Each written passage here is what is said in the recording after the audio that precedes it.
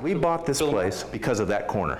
We all have our hobbies. And this thing is kind of hard to get off this hook. Here we go. For Mark Pillow, they include bird watching and fine wines.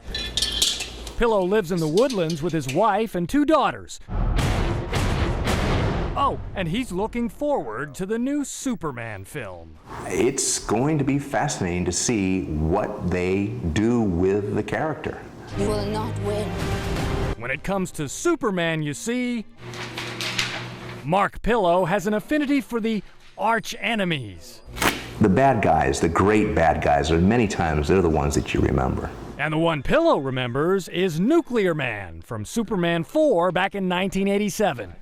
Remembers it well. Certainly it wasn't, Mark, would you like to do the part? You didn't have to ask. It was written all over my face. The 6'4" actor portrayed Lex Luthor's sun-powered science experiment with one thing on his mind.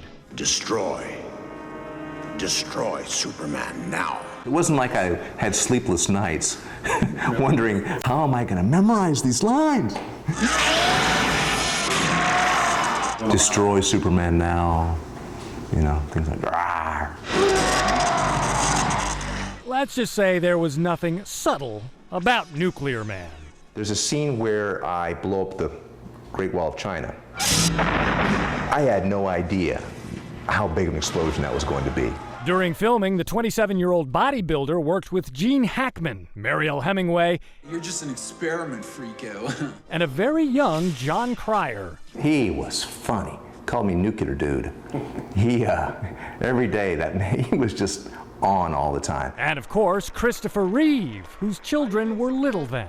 He brought him to the set one time, and the kids were tiny, and I just probably scared them half to death because they thought I was beating up their father. So, what Mark Pillow didn't know was that the film's financing had taken a beating too.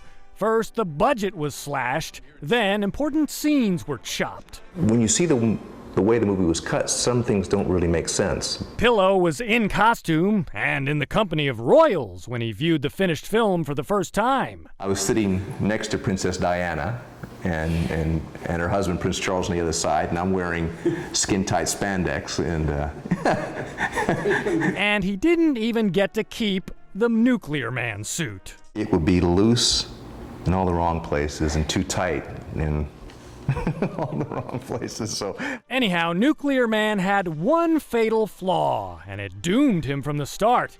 He had to stay in sunlight to maintain his superpowers. The whole thing of having to be in the sun, if it hadn't been for that, we might be living in a different world now. So. But in this world, the question is, why did Mark Pillow leave Hollywood? Here's the short answer. Making movies makes it kind of hard to raise a family. Mark was brought up right here, and this is where he chose to return. I'm Ned Hibbard, Fox 26 News.